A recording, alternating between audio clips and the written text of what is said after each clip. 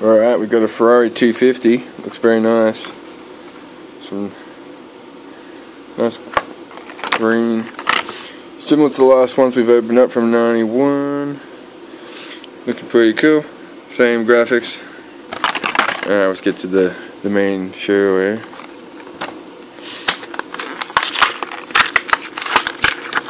Alright, it's a nice ride. Yeah, look at that. That's pretty nice. It's pretty cool.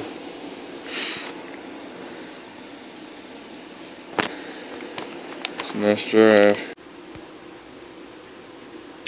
Alright, we've got a 96, 97, first of the 97.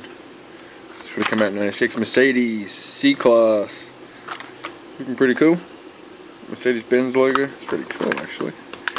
Quite happy with it.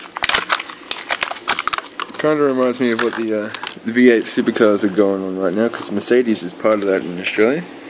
So it looks pretty cool. Alright, so we've got Manos the next couple of days, so expect to see Manos November up probably by Tuesday. 91 Ferrari 250, and we got the Mercedes C-Class. I like them.